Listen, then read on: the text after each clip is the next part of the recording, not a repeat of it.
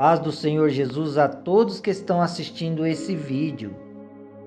O tema de nossa reflexão é: quando que a Bíblia permite um novo casamento? Em Mateus capítulo 5, versículo 31 e 32 está escrito: Foi dito: aquele que se divorciar de sua mulher deverá dar-lhe certidão de divórcio. Mas eu lhe digo que todo aquele que se divorciar de sua mulher, exceto por imoralidade sexual, faz que ela se torne adúltera, e quem se casar com a mulher divorciada estará cometendo adultério.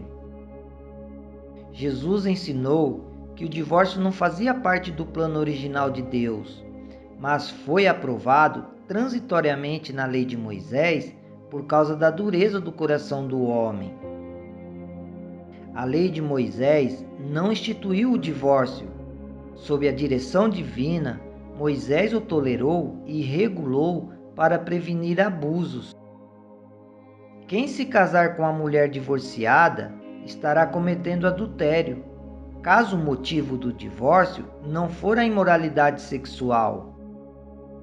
Todo casamento cristão deve estar fundamentado em Gênesis capítulo 2, versículo 24.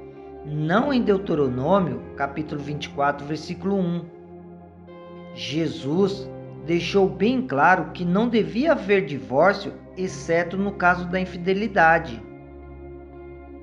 O pecado perverteu a relação matrimonial. Jesus veio restaurar a pureza e beleza originais dada por Deus. Os princípios de 1 Coríntios, capítulo 13, versículo 4 a 7, devem ser aplicados na vida de todos os casados. O amor verdadeiro é paciente, é benigno, não procura os seus interesses, tudo sofre, tudo crê, tudo espera, tudo suporta. Mateus, capítulo 19, versículo 9 e capítulo 5, versículo 2, fala da imoralidade sexual. Romanos capítulo 7, versículo 2, fala da morte do cônjuge. A Bíblia só aprova um novo casamento por esses dois motivos: quando ocorre a imoralidade sexual ou a morte. Fora desses dois motivos, ambos estão ligados como esposo e esposa. Uma mulher pode estar legalmente divorciada do marido, pelas leis do país, mas não divorciada à vista de Deus. Só há um pecado, o adultério, que pode pôr o esposo e a esposa em posição de se sentirem livres do voto matrimonial, à vista do nosso grande Deus. Embora as leis do país possam permitir o divórcio, à luz da Bíblia, continuam como marido e esposa, segundo as leis de Deus.